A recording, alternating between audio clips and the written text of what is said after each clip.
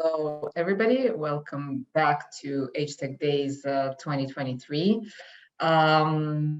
Thanks to everybody who's been following us throughout the day. As you've seen, we've had a number of tech talks. We had a couple of topics on product design and our last session on different trends and things HTEC is doing in the telco industry.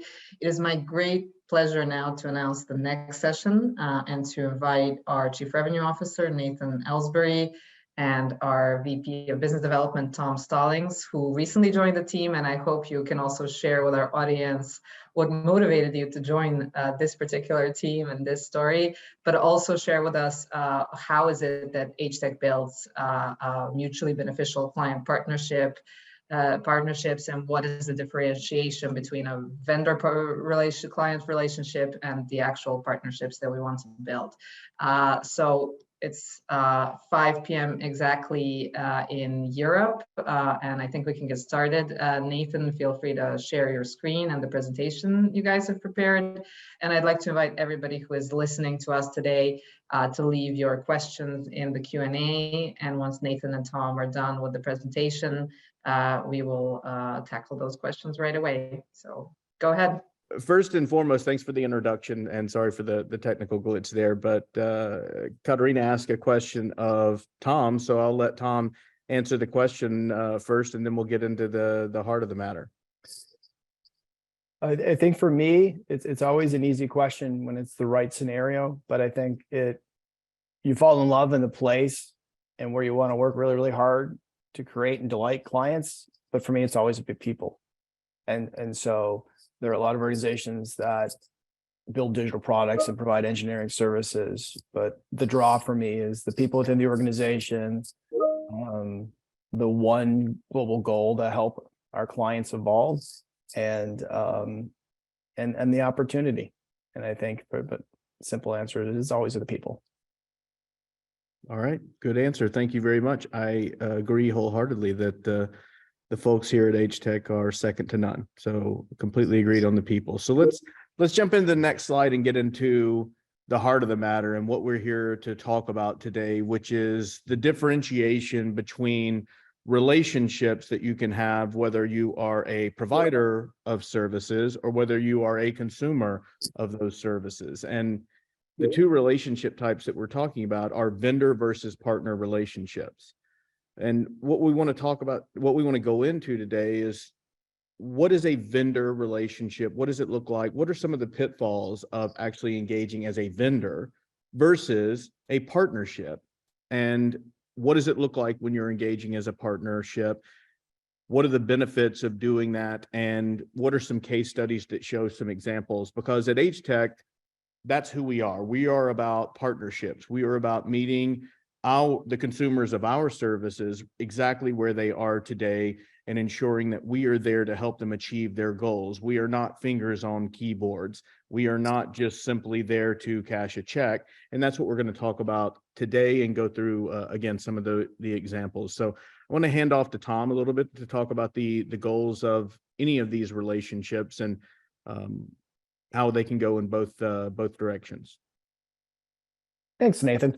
I think we talk about achieving business goals, in a simple way. We want to help our clients through these partnerships achieve great headlines for their businesses. And so you see some of these examples of what our goals are about billing or people being staffed. It's about how does our partnership help an organization achieve certain transformational goals and them being headlines that they're very proud of as an organization. How do we help organizations enable increase in market share and growing their business in a competitive fashion? I would say, if you ask us, what do? We build things often that don't exist in industries and help our clients differentiate themselves by how they're working with clients or maybe efficiencies on the back end. And all of that goes to business market share opportunities. And then lastly, I think there's trust. Partnerships are in the form of trust, and oftentimes trust is going to take place over multiple years. And I think that's a partnership that both organizations can benefit from. But in the short thing, it's always about headlines, but headlines about client business.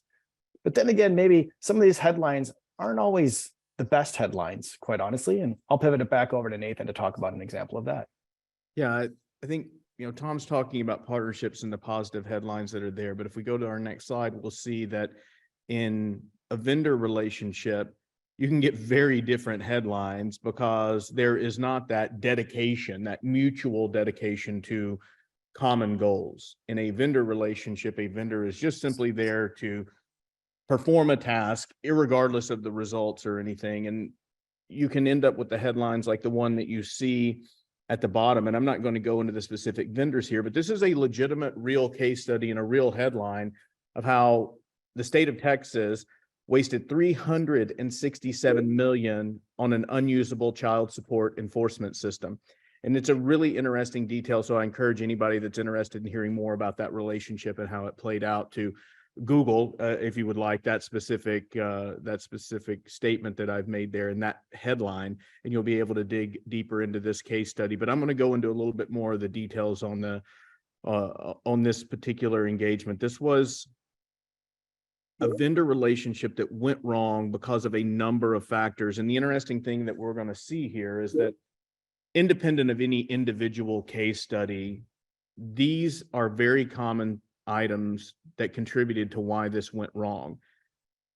And they occur regardless of the type of the relationship, but the way that you actually mitigate the problems and the challenges that arise is by creating a partnership and working together, whether you're a consumer or a provider. First and foremost, in this particular scenario, the client chose to separate their strategy, planning, and design, all that front end preparation stuff, from the actual delivery. Now, on its face, that's not necessarily a bad thing. You may have a expert vendor that does nothing but design work, and then you may have some other partner that does nothing but delivery, and therefore segregating those two things is a good thing and is encouraging. But the alternative of that is if you're a consumer and you go out to a particular provider and that provider does end-to-end transformation work, they do design, delivery, planning, they do all of these things, and you decide to separate between another vendor that does all of those things independently, it almost starts you out by saying that you lack trust. You lack trust in that partner's ability to deliver what it is that your needs are. So you create this terrible structure of finger pointing, which is the next bullet, where if you have a vendor that could have done everything, but you only ask them to do one piece, and another vendor that could do everything, and you only ask them to do one piece, you end up in that finger pointing situation where when things go wrong in delivery, the delivery partner says, oh, the design folks, they did a terrible job with design and the requirements that they wrote were not accurate and they were not right. And then alternatively, the requirements writing partner says, oh, the delivery's screwing it up. We wrote the right requirements. Everything was fine. But what they're not doing, because they're in a vendor relationship, is they're not working with their partner to say, look, we're in this situation. Regardless of how we got here, we're here today. How do we move forward? How do we get out of this situation? How do we figure out a way to move forward together to solve the problem and to continue to hit the goals that we want to achieve? And that, in this particular scenario, didn't happen, like it doesn't happen in a lot of instances in the market. And I think each and every one of you on this call has been in a situation where you didn't enter a partnership, you entered a vendor relationship, and those vendors start pointing fingers at each other, and nobody's working to fix the actual problem, and nobody's contributing to the goals. And then in this particular instance, again, not unique, you get SLAs created by vendors that are attainable without actually delivering value to the customer. So, which is mind-boggling for a company like HTEC, because we would never do something like that, because our goal is your goal. And that's because we enter into partnerships. But in a vendor relationship, and in this particular instance, that was not the goal. The goal was make as much money as you can as the provider of services. And so therefore these SLAs were created, and the client says, you know, hey, are you hitting your SLAs? And the vendor says, yep, we're hitting all our SLAs. We're good to go. And the client's just sitting there saying, well, we have nothing. We have no results and no outcomes. And then they start the finger pointing again. So when you do these things, when you have separation of the work, you have vendors pointing fingers at each other, you have vendors with SLAs that don't contribute to outcomes, your costs start to balloon. There's 100 different reasons why costs would balloon. Maybe at the beginning you did poor estimation and you didn't know what you didn't know, and so things are creeping up. Maybe your customer is increasing scope. You've got scope creep happening. All of these are really, really common things that happen during the course of delivery. And as a partner, you work with your other partners and you sit down together and say, hey, costs are going up for this reason.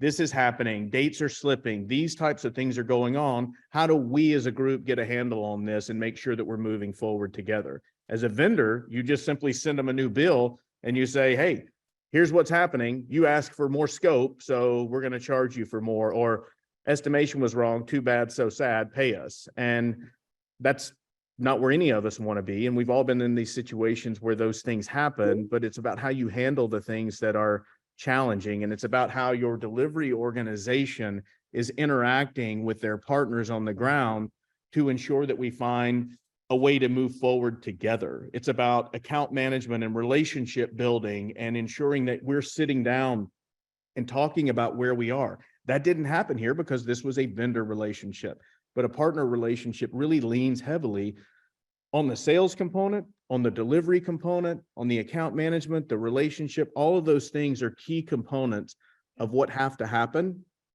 within a partner relationship. So in this particular scenario, there was no partnership.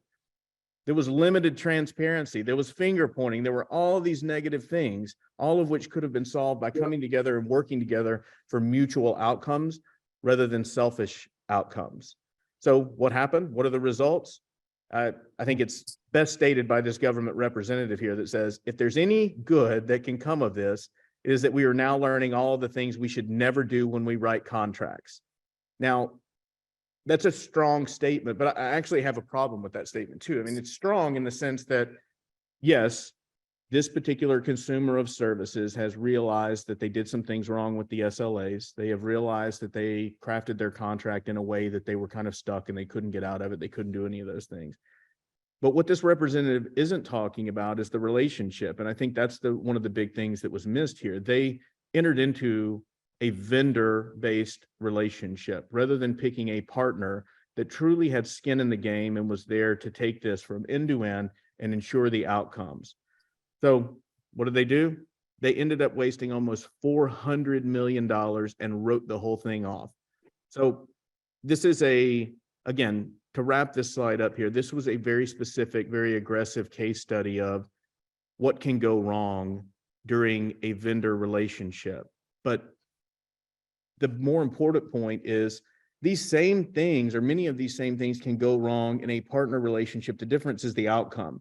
The difference is when these things happen, as they inevitably do, how do you partner together to ensure that you're fixing these challenges? How do you partner together to ensure that you're doing better and you don't have these challenges pop their heads up again? These are all really critical differentiations between a vendor and a partner relationship. And this is what we at HTEC pride ourselves on, creating that partner relationship, sitting down, being transparent, and talking about how we achieve our goals together.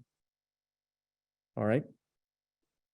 I love this story. That is an expensive, it's an expensive way lesson of getting education at the, unfortunately, in terms of child support. So, so what recommendations do we have of ways to seek those positive headlines? And the first thing we really talk about is transparency, and transparency from a partner of what they can provide. And then I'll talk a little bit more about what we ask from our clients and our partners. And so we're transparent when we partner with organizations on what we're not. So as an example, HTEC is not a staff augmentation firm. We put together full product teams that help solve and achieve these business outcomes, but doing it through team structures and focusing on the deliverable of the product itself and the quality. We also hear that there's certain areas, and every organization might say that they can do everything, and that's not really true, but we are very transparent of where our strengths and our core capabilities are to allow our clients and our partners to make an identification of, are we the right one to work with for the specific challenge and areas they have? And as I mentioned, we don't want to be, and we want to be transparent, but we don't want to be that organization that says we can do everything for everybody, because it's not true. Even some of the largest organizations can't do everything incredibly well. And I think That says that when the organization looks at you, you focus on your core, you focus on why people join your organization, and you make sure you're transparent with your partners about those things. And also goals. So what's really interesting is as Nathan pointed, there's different aspects of partnerships. There's a commercial aspect, there's delivery aspect, and if you had, Darko, who leads all of our delivery leadership on here, he would probably have very, very similar conversations about transparency from a delivery and engineering perspective. But we were very transparent with organizations about our business. And so when we talk about financial levers and things to incent a mutually agreed upon agreement, we talk about the visibility that we need for our organizations, like duration. It allows us to predict, train, and ramp teams to hit our clients' goals. We're also transparent about we are a business and the need to make a profit. But we're also, in some of the financial levers, we're very incentivized on helping our clients publicize their wins, those press releases. So as we partner organizations, we're very transparent about things like partner press releases, or things we would provide financial incentives when we both jointly put out a partner press release and we amplify their product, their solution, their capability, their brand. And in doing so, we're doing that about really focusing on the outcome we're helping achieve through that partnership. And so the transparency in terms of what we need as an organization is very key. And we've heard a lot of honest feedback from clients that they appreciate that. And then commercials. But we also want to understand from clients what's important to them. And we provide, any organization, professional services, there's always a termination for convenience. And in a way, that's a way of saying, I'm going to bet on the quality of the people, as I mentioned, why I joined this organization. We're going to bet on our ability to build something amazing, to delight our clients, and then for them to ask us to do more. But at any point in time, they can change the agreement. They can move in a different direction. But we also want to enable them with an endless amount of flexibility, even to a point of if we can't come up with a great idea to incentivize both parties to move forward and to create a partnership, we're open to their ideas of things that they've done that work for their organization and or with their procurement or means.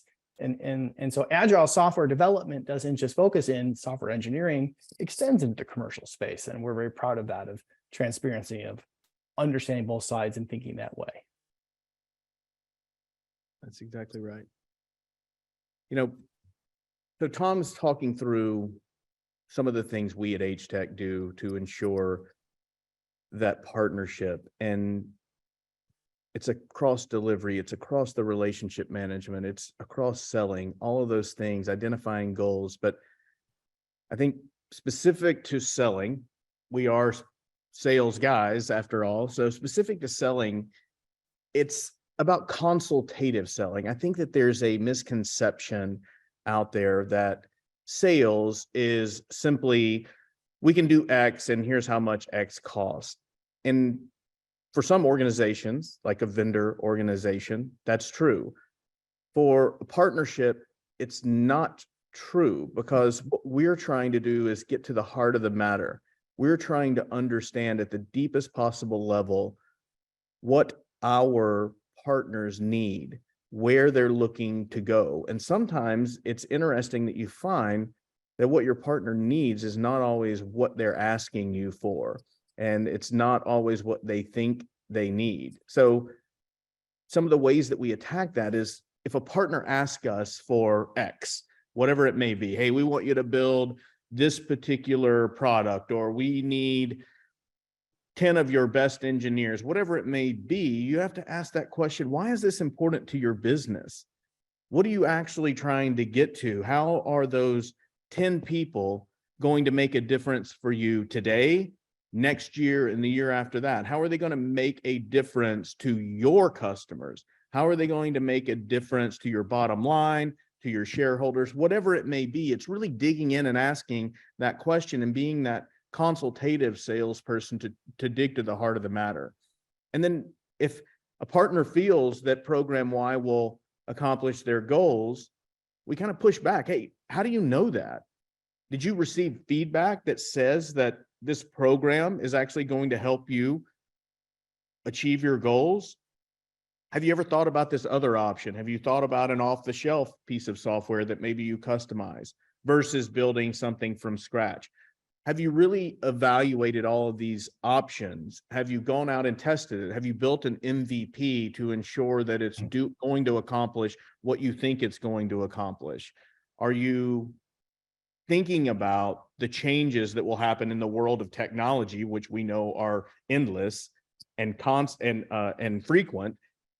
Have you thought about some of those changes? If you're planning for a goal that's 5 years from now with a set of requirements and scope that you're defining in full for the next 5 years today, well, that's a failed strategy. That's, things in the next 5 years, who knows what type of technological improvements will be out there. These are the things that you have to do as a consultative seller to ensure that you're adding the most value to your customer and that you're bringing that level of thought leadership to bear. And this is how partners interact, and it's from day one, and it continues through the life of the program, as Tom was mentioning, from selling to delivering to relationship and account management.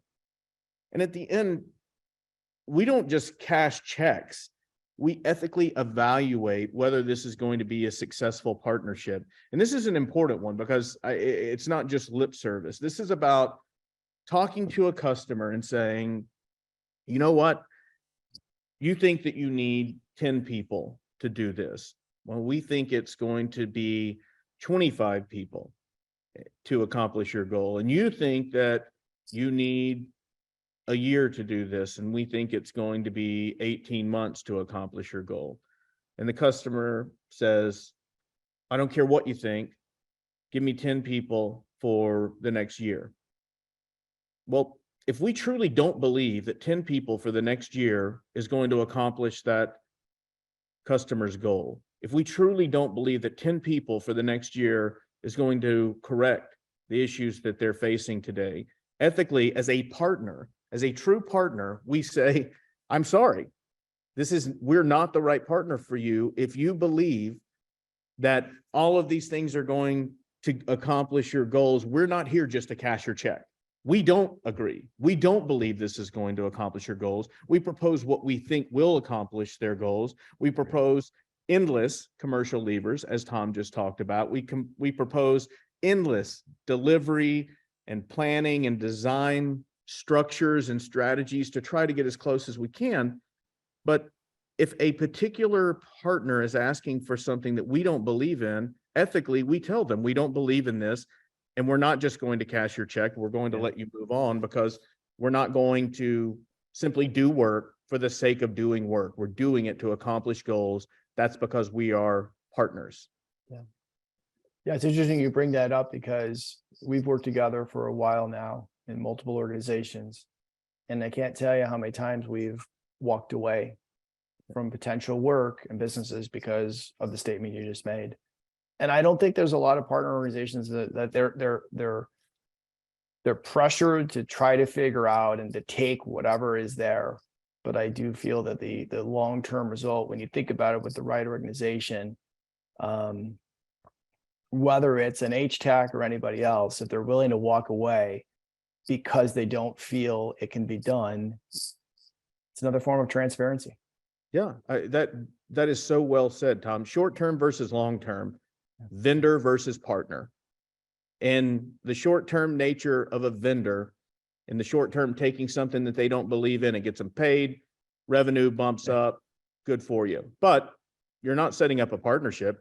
Down the road, that particular consumer of those products is not going to want to work with you. They're not going to call you when their job is on the line. They're not going to call you when something crazy happens, like the data file for the Federal Aviation Administration gets deleted accidentally. When these critical things happen, that's when you lean on these partners and these partnerships and folks that you trust that are there for the long term. So that's very well said. So let's jump into, pardon me, the takeaways. And I think, we've covered a lot today. We, in a short period of time, covering the case study of how it can go bad with a vendor relationship. We also talked about how some of those same things that happen in the vendor relationship happen in any relationship, but that if you're engaged in a partnership, you can handle those things together, working with your customer to make sure that you achieve their goals as well as aligning to the goals of your organization. And if you've heard nothing else that we've talked about today, remember this, that no matter what you're doing, if you're providing services like HTEC does, or if you're consuming services like so many of our partners do, open yourselves up and be as transparent as you can. That's how you start with a partnership. That's how you ensure you're on the same page with each other, by being open and transparent about what's going on. So if you're a consumer and you have a particular budget, let's just say that you have a $1 million budget, be transparent about the budget and the goals and expect your partner to be transparent in return. Nothing could be worse than you going out in a vendor type of mentality as a consumer of services and just letting folks jockey to be the lowest particular cost provider or something like that, because guess what they're doing on the other side when they're trying to reduce cost and compete with those things? They are shaving scope. They are structuring a delivery team that's going to be working nights and weekends and overtime and all this other stuff. Be transparent about what you're trying to do in your budget and ensure that your partner is doing exactly the same with, hey, we can hit your budget, but if we do, we're going to have to pull these pieces of scope out. Or we can hit your budget, but we may need to delay this other thing into the future, or your duration of how long you want this to last and when you want to achieve your goal. Maybe it needs to slide to the right a little bit. Let's talk openly about that in a partnership rather than operating like vendors and just trying to get your $1 million come hell or high water, or from from both sides, trying to hit your goals no matter what and just going with the cheapest, lowest cost that's out there. Now, if you're a service provider, don't agree with the constraints that are there if you don't necessarily believe in them. I mean, I alluded to this in the previous bullet, but we've all been in that situation where an agreement has been made knowing that it couldn't be done. So customer says, I want you to design the next Google search engine, and I want you to do it in 3 weeks. A vendor would stand up and say, yep, pay me ahead of time. Absolutely, we'll do it, and we'll do it in 3 weeks' time, no problem, knowing that there's no way that that's ever going to happen. If you're in a partnership on either side, you've got to be transparent about those things. You've got to say, hey, we can do this for you. We can accomplish your goals, but we can't do it in your time frame. We're going to have to make some changes here. Here's why it won't work. Here's what we're proposing as an alternative. Work together, collaborate on these things. This is a partnership relationship. And it's not just from the HTEC perspective, because that's what we do. We work with our partners. It's from the consumer side as well. You should hope that you have a partner that will challenge a little bit on whether or not things can be accomplished, because at the end of the day, as a consumer of services, you've got something to achieve and you've got a budget to stay within. You got all of these things, but maybe you have to go ask for more budget. Maybe you've got to tweak the scope a little bit. Maybe it's not the right partnership. Those things can happen as well. You've got to make sure that from both sides, you're transparent. So last but not least, and we'll open it up to some questions here, seek partnerships and transparency over everything else. Because if you do that, if you seek partnerships, if you seek transparency bidirectionally between providers and consumers, you're going to achieve your goals. And by you, when I say you are going to achieve your goals, I mean the providers are going to have profitable businesses. The consumers are going to achieve their goals. And together, the way we started this discussion, together, you're going to achieve some of those amazing headlines that say HTEC and Company X work together to increase Company X's share price. Company X was able to achieve their end-to-end multi-year digital transformation through a partnership with HTEC. That's what we're all shooting for. Those are the headlines. So seek partnerships and transparency over everything else, and you'll get there together. But thank you for your time, everybody. I'd love to hear from anybody if they've or any questions or clarifications needed. Thank you, Nathan. Thank you, Tom. This has been super interesting, and what I really loved about the presentation is that you were able to share some very specific examples and situations in which it shows that this type of approach really matters. I wanted to ask you about the Texas example that you gave, and it is quite a shocker, I have to say. But you know, it also shows that on one side you have the business or in the engineering team that you're talking to on the side of the client, identifying what is the problem they need solved, and you can agree on what is the problem, what is the scope, what we can do to support them in solving this problem. But then you also, depending on the organization, have procurement on the other side that has their own objectives, that has their own business goals, and very good reasons for how and why they want to protect the company in certain ways. How do you bring these two sides together to make sure that the end agreement also works for the engineering team that you'll be working with and the business side, but also works for the procurement team? This is a great question. I actually, when you asked that question, now that you've asked it, I actually wish we had put that into a slide, because, and I'll tell you the difference in the vendor versus the partner relationship as it relates to this question. In a vendor relationship, you're working with your, as you said, your vendor or your engineering counterparts within the customer's footprint. And customers say, okay, this vendor can reasonably do what I'm asking them to do. They'll handle this. So I'm going to throw them over the fence to procurement. And that's what they do. They throw you over the fence to procurement and let the chips fall where they may. Let procurement beat you up, let them drive down the price, let them do all the things that procurement is in business to do. We love them so much. That's their job. That's what happens in a vendor relationship. In a partner relationship, you're not meeting with procurement alone. You're not hung out to dry. You're working with your business and engineering stakeholders through those procurement discussions to understand the differentiation in what you're trying to deliver. I can't tell you the number of conversations I've been in with procurement where procurement says, your rates are high. And you say, yep, they're higher than the folks that you're comparing us to. You're comparing us to folks that do not have premium level talent like HTEC has. You're comparing us to folks that cannot do the type of amazing services that HTEC can do. You're comparing us to the wrong folks. Your business and engineering stakeholders are well aware of our differentiation and why we're important.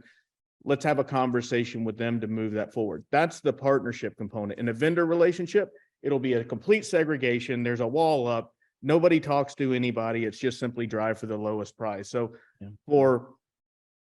in answer to your question, work with your partners and ensure that they're there with you throughout the process and that you're not being thrown over the fence to procurement. Procurement's a mandate in these larger organizations. You have to work with them, but there's no rule that says that you cannot work together with your engineering and delivery partners as you're going through those procurement discussions.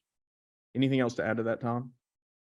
You know, there's many deals that we've been involved with. We've been very transparent in asking procurement, what are they measured on? How do they want to do this? And there are many scenarios where they said, we can only do a 1-year program. And we talked about what they needed and requirements, and we were able to build something that was 3-4 years, but gave them the flexibility they needed. We got the visibility, and they got additional incentives. So I think there's always a way of asking, how are they measured? What are their goals? How can we, if we can agree to mutually work on this, there's very rarely things we haven't been able to achieve in a real partnership. Great, thanks for sharing that. Again, feel free, everybody, to share your questions in the Q&A. There's a couple of other things that really struck a chord while you were speaking, and you mentioned, Nathan, consultative selling. So this idea and the notion that selling is not just identifying, what needs to be done and how much does that cost, but rather helping the client themselves identify what is the goal, what is the need, what is the end outcome that needs to be achieved. I wanted to ask you if you could explain a little bit more what that looks like in the HTEC sales process, and what is the type of team that you need to bring together to make sure that you come to this, to identify the client needs, to be clear on the outcome. Yeah, it's a good question. And I call it the then what conversation. If you're speaking to a customer or potential customer, and they have something that they want, hey, I'll give a real life example from the other day. This customer says, hey, I need you to redesign my website. Okay, why? Why do you need to redesign your website? And that customer says, well, I'm not getting enough leads from my website. You say, okay, well, what do you mean? You're not getting enough click-throughs, you're not getting enough folks. This is a marketing agency. And so by asking that question, the customer pulled up a sister company's website and said, this sister company's website right here, they're driving a lot of traffic from this website straight to the organization and asking for leads.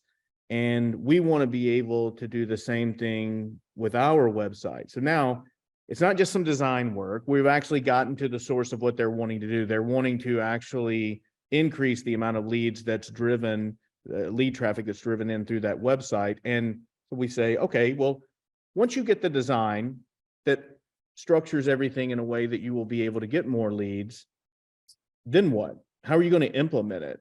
How are you going to actually build this in your website? Do you have website development capabilities? Well, no, we don't have those capabilities. We would probably need somebody to help us with that as well. Okay, well, your website, we can do that. Certainly we can help you. But when I look at your website, there are all these other components of it that I see right now that aren't necessarily optimal. Like even the opening doesn't describe what you do. So the customer says, you know what, you're right. It doesn't do what we want it to do. That should be part of this as well. We only ask for this much budget, but you know what? I think we should probably go back and do more, because just this one thing is not going to accomplish our goals. I mean, that's a real life, simple example, but it clearly shows that we could have gone in there in that conversation, probably in the first week, and closed a deal to put some design facade on their website. It wouldn't have accomplished their goals, and they wouldn't have had somebody to implement it. They wouldn't have understood that they needed to do more than they were originally asking for. And that's consultative selling in a simple example. Great. The final question I had, and again, everybody, if you want to type your questions, do it in the Q&A, not the chat. The chat is just for operational things during the event. You talked about the importance of transparency and setting expectations early on for it to be an actual partnership. Historically, this has been super important to HTEC as an organization. We have two equally important objectives and purposes as a company. One is, on one side, to provide the best possible services to our clients, and the other one is to be the best place for work and professional development for our team. And setting expectations in terms of the way of working, the way we invest in developing people, even things when it comes to working in different time zones and how you manage that has been always super important. Can you share maybe some insights on how you balance these two types of things to make sure that at the end of the day, like I said, the partnership is mutually beneficial both to HTEC and its team and the client? Yeah, and I'll let Tom jump in here a little bit too, but I mean, I think this goes straight back to being transparent about what's important to us, and for the customer to be transparent about what's important for them. What's important for us at HTEC? Well, it's interesting and challenging work. We want to make sure that our folks have that interesting stuff to work on. We have those things that drive to the next level of technical evolution, and we don't just want the fingers on keyboard stuff. We've got to make sure that we're on the cutting edge, and that when we're talking to our customers, that we're sharing that. Hey, we need visibility.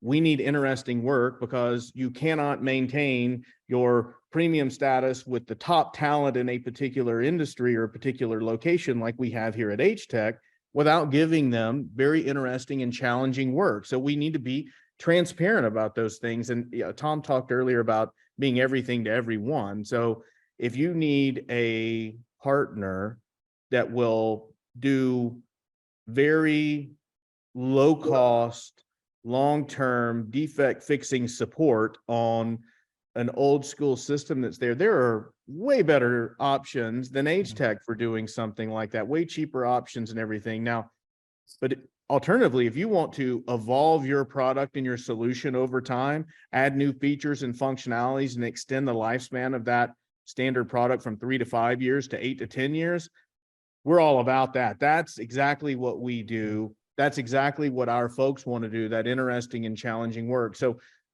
again, I said I would give it to Tom. So I'm gonna stop talking for a second and do that, but it's all about the transparency of what we want and why we want it. Tom, anything to add to that? Yeah, this is where I have to talk fast. I think it's listening and even an insight into, we have a meeting, large one on this coming Monday. Won't share the company name. And part of it is we wanted to share all the great things we've been doing for them. But there is a strategy and aspect of saying, we would love to be a strategic partner. We'd love to do all these things, but there's a lot going on in the industry right now. There's a lot going on within your organization.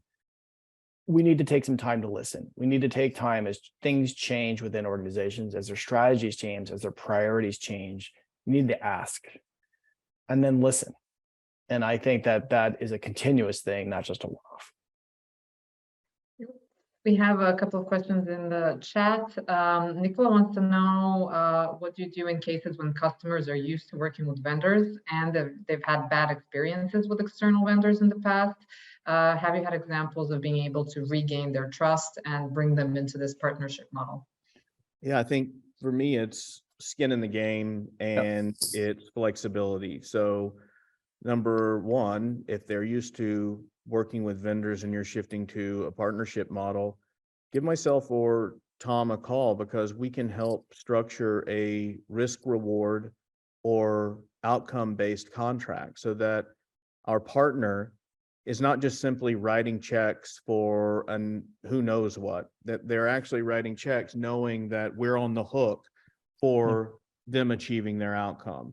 They're writing checks to know that if we don't do what we say that we're going to do, then we put revenue at risk because of that. So those are two components. And the other one is the flexibility. You know, we talked about visibility at the outset of this conversation. We want multi-year contracts. A business like ours needs it to be able to move forward. That's a requirement for anybody. But visibility doesn't come with, as we stated in that example, SLAs that don't achieve your goal. Visibility is one thing, but flexibility also comes with that, meaning sign a 2-5-year contract with HTEC to deliver your services and do all of these things. You'll get your discounts in return and we're doing good work. But if we're not checking the box, if we're not delivering, we also ensure that the flexibility is there to get rid of us. Because if we're not delivering, if we're not hitting the mark, you should fire us. And you should have the ability to get rid of us. And that's exactly what we do with all of our contracts, not from our standard MSA all the way through the specific SOWs. And I think to answer Nicola's questions, those are some of the things that we do to ensure that we start to help our partners rebuild that trust so that we help our partners lean themselves more towards a partner-based relationship rather than the vendors. Because the question is spot on. There are so many companies that are out there that are so used to the low cost, low quality, poor relationship vendors that they lump all providers into that particular category. And we have to differentiate ourselves to show our partners that we're not just here to cash their checks. We're here to accomplish their goals for and with them.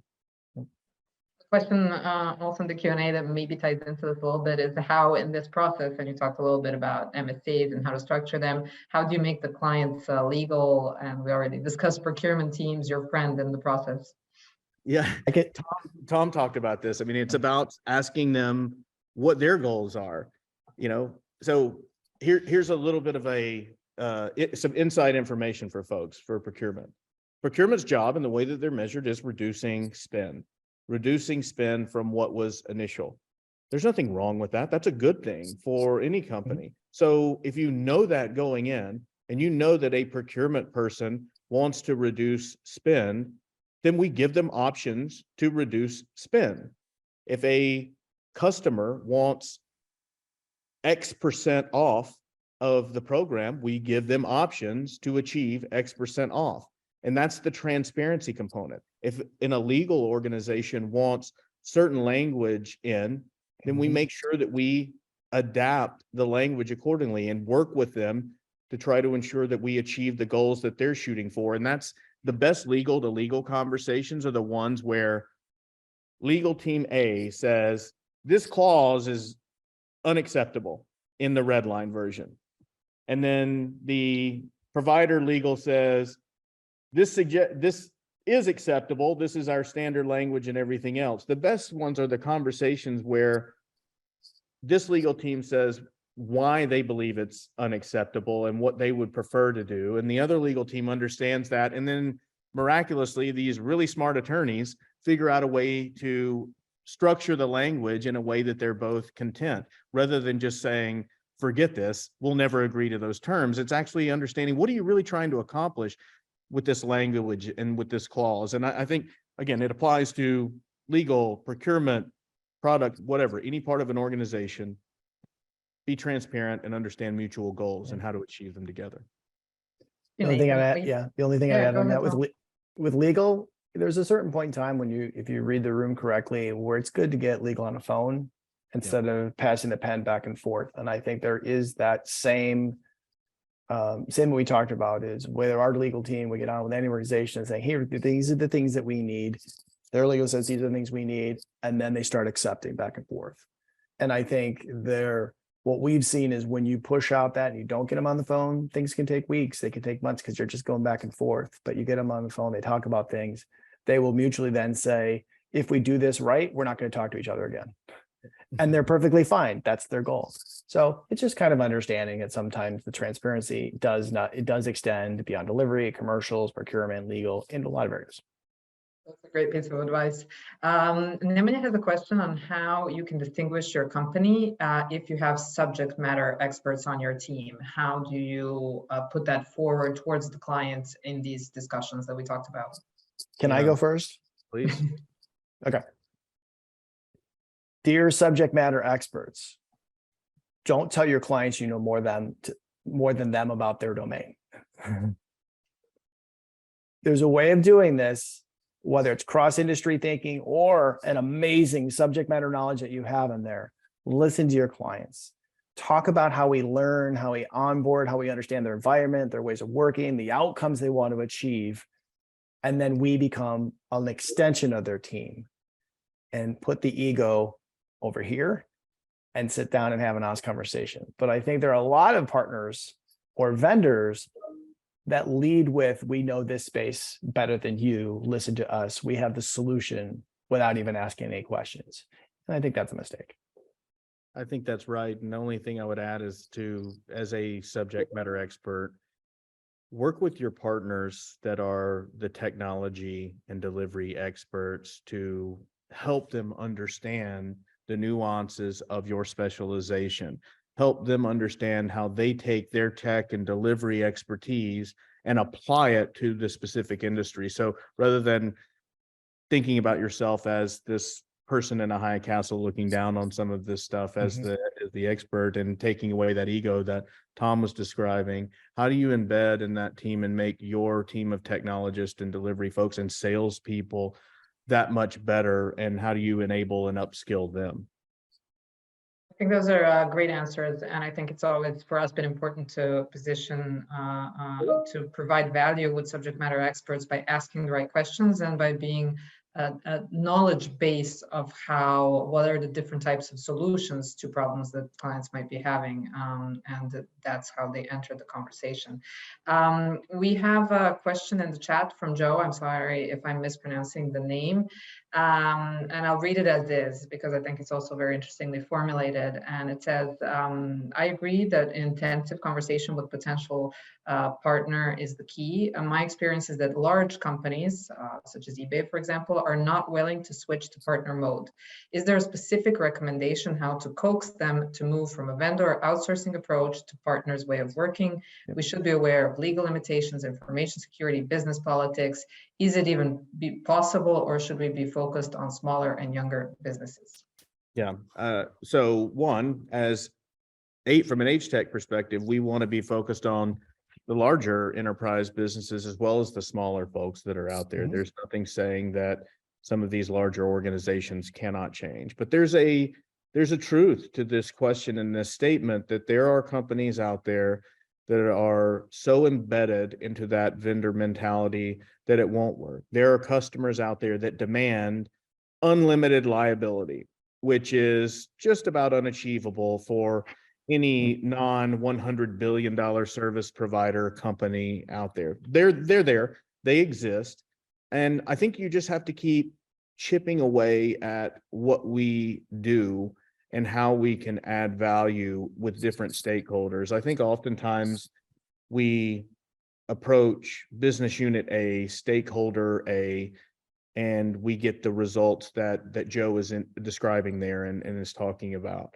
But it doesn't mean that business unit F and stakeholder Z at that organization wouldn't be a different category of somebody who's new and is trying to change things and just needs that partner to really help them over the line.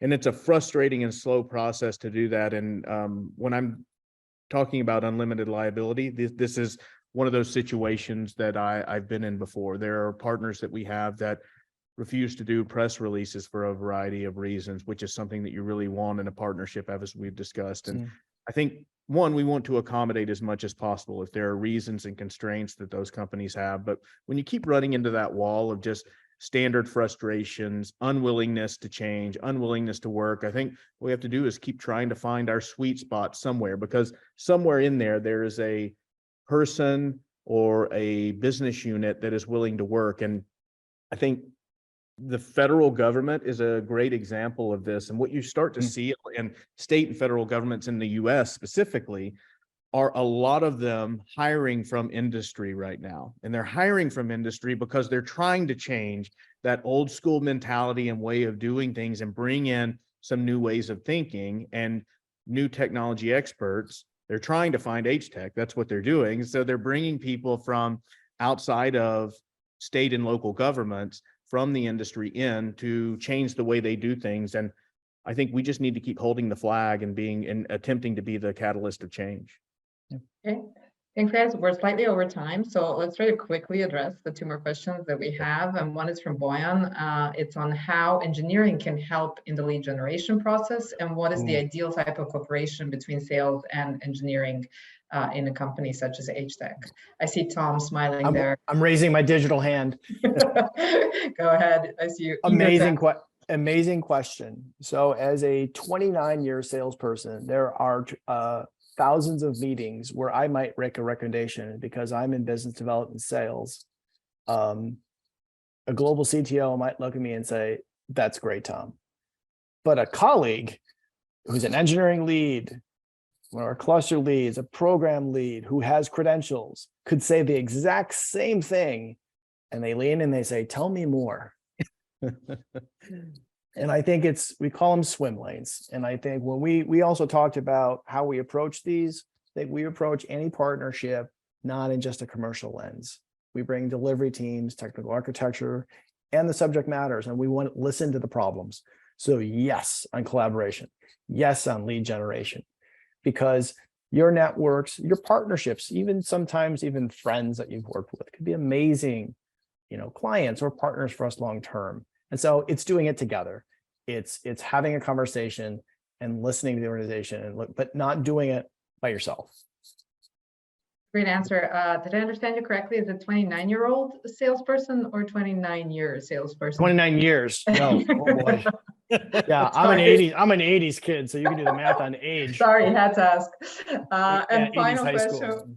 Final question we have in the Q&A is from Laden, and it's on how you handle partnerships when you have mixed teams, or when the people who are working on the solution itself come both from the client side and HTEC side or partner side. Oh, to me, those are the best. I would call those the co-source teams, where you've got folks from both organizations working together. And I think the benefit there is for us, hopefully, as the tech and delivery experts, to garner industry expertise from our partners, folks that have been there and have been working in that industry, but also to convey that. So to me, that is the absolute best way. Now, it doesn't mean that there's not conflict, because those organizations at times, they have their way of doing things, their experiences, and we have ours, but it's the collaboration of, hey, what do you do? Do you do daily stand-ups? And those stand-ups, what do you guys talk about? How do you cover this? What's your methodology? Here's what we do, and trying to find the best of both worlds, because I think ultimately my final answer is go into it with an open mind and hope that your partners go into it an open mind, because you never know when you can learn something from each other, rather than saying we know best or they know best. Work together and try to learn something as a team. Okay. Thank you both for joining us today. We have to take a quick 5-minute break before we start our next session. I would like to ask you both, if you can, there's one more question. We can type out the answer in the chat while we're waiting for the next session. Thank you for sharing. These are some really valuable and I think super practical experiences that you have.